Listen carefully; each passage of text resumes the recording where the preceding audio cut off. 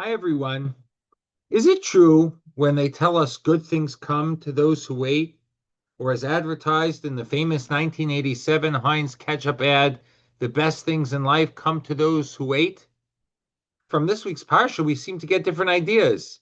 You see, on the one hand, Yosef waited an extra 2 years for his redemption from prison, where he found himself buried behind bars for a crime he didn't commit. And yes, he waited. But what did he gain in those 2 years that couldn't have come earlier? That's especially the case according to the commentaries who note that Paro was experiencing the dreams that Yosef would later interpret for the 2 full years prior to Yosef's release. What were the good things or the best things that came to him as a result of waiting then? Now, Paro was also able to wait, or at least that's what it seemed like at the beginning. He dreamed both of his dreams, and each time he awoke startled. That's in sharp contrast to, say, Nebuchadnezzar, who woke up and his dreams, as reported at the time he experienced his dreams, as reported by Daniel. Nebuchadnezzar woke up and woke his entire palace up in order to solve his difficulties at night. He couldn't bear the distress, but Paro in our parsha did bear it. He waited until the morning when his distress hit untenable levels. Why did he wait? And what did he gain by waiting? And if waiting is a virtue, why is it that when the Saramashkim, the butler, remembers that there's a dream interpreter, a Yosef, in the prison, we're told Vayiritzu min habar, that Paro rushes him from the prison? Why the rush? Let him clean himself up. What difference does a few moments make anyway? Paro, no, the best things come to those who wait, no? And while we're at it, I think I need to ask a third, somewhat unrelated question. You see, Parshas Mekeitz almost always falls out on Shabbos Chanukah. And the Gemara in Shabbos tells us that when telling the story of Chanukah, we learn about the miracle of finding the oil with the seal of the Kohen Gadol that was enough for one night. However, the people knew that it would take 8 nights to procure oil that was Torah. Miraculously, the oil that was supposed to burn for one night burned for 8, and the oil miracle is commemorated yearly in Jewish homes and in public as part of the Hanukkah celebration. However, we also have a Talmudic principle called Tumahotra B'tzibur, that when a majority of Jews are Tameh, then the community allows the Tumah items to be used. Now, if good things come to those who wait, why rush to procure kosher oil? Why light the last jug on the first night? Let the people wait it out and use Tameh oil instead. Why the need for the miracle of the oil?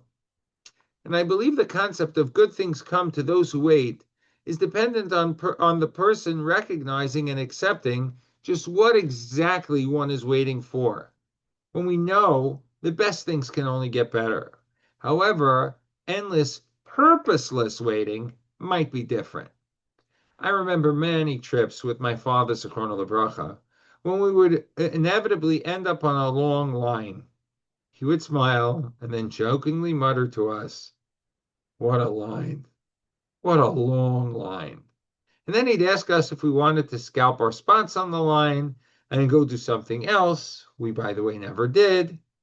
On one particularly memorable trip, I believe it was to an amusement park, my father was pleasantly surprised to see that this long line was moving.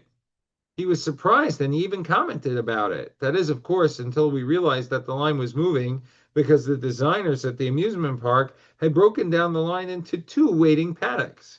And that when you finally finished going through the one you were awarded with another long line. I thought my father was going to be upset, but he stopped and admired the chachma, the wisdom of the designers. And then he began his mantra about how this was really, really crazy and what a long line all over again. Now, my father wasn't just complaining. He was reminding us about a famous comment of Chazal. The Mishnah tells us in Ksubas, Habatala mevia lidei shamum. Rashi translates shamum as shigayon, meaning that sitting or standing idle, batala, drives people crazy. And perhaps this is why Nebuchadnezzar, and to a lesser degree Paro, couldn't wait. Each king knew he was experiencing something desperate. Each wanted to solve the puzzle immediately and then go work on it. And while Nebuchadnezzar needed to wake everyone up at night, Paro kept to himself until morning, but thereafter it was too much. He needed answers, and he needed them now. Even the pleasantries and protocols didn't matter to him at that point.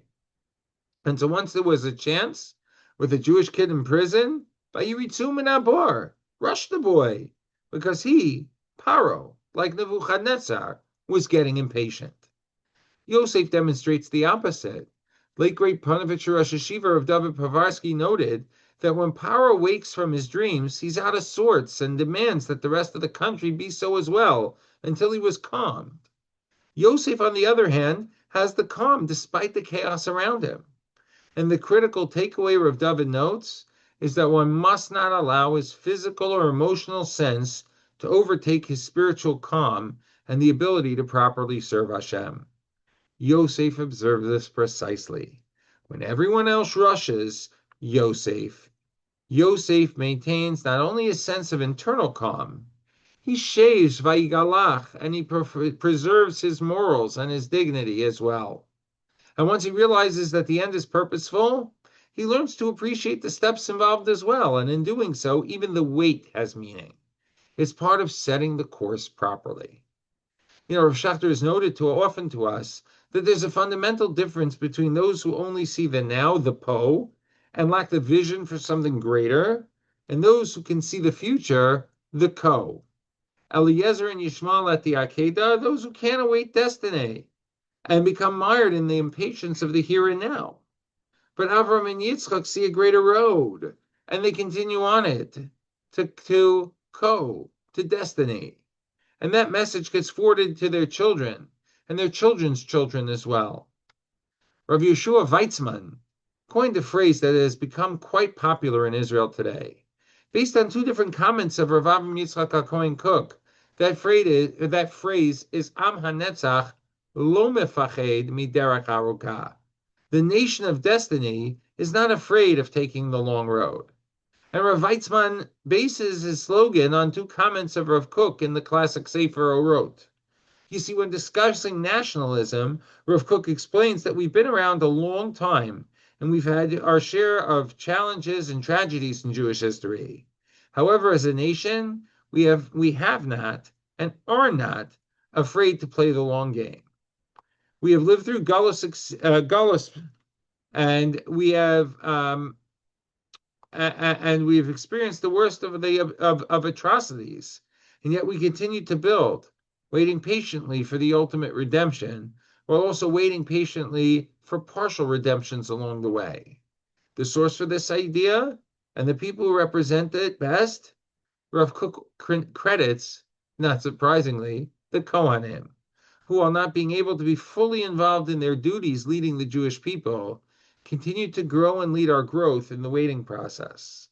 Like Yosef and our forefathers in Mitzrayim, patience can be a virtue that can bring good things if we hang on to the meaning and purpose, not of just the end of a period, but rather in knowing what we're waiting and working toward. Maybe that's why the miracle of the oil needs to be performed. Maybe it's true that the Kohanim and the people at the time of the Chanukah story could have unloaded their responsibilities by using oil that was not optimal. But the Maral Diskin and the Brisker both note that one's waiting to establish Kedusha and starting it in an optimal manner requires a wait, then the seeker of destiny holds on to the time and sees the Kedusha in the waiting as well. Our world tends to pathologize waiting. Every delay seems to be a denial. A technological advancement seems to be based on speed. Everyone seems to be always waiting on an answer, and sometimes the waiting itself doesn't seem to be useful, at least not in the moment. But when we have the ability to see where we're going and believe that there is a purpose in waiting for the right moment, and the right moment is not just something that just happens, but is the actual result of waiting and working towards a goal, we can work the wait to make it worth the wait. Yes, good things come to those who wait. If they also work hard, if they use what they're learning to help others, if they keep working hard, if they improve but keep learning, if they keep using what they learn in the service of others and don't give up, even when the progress is slow and success is uncertain.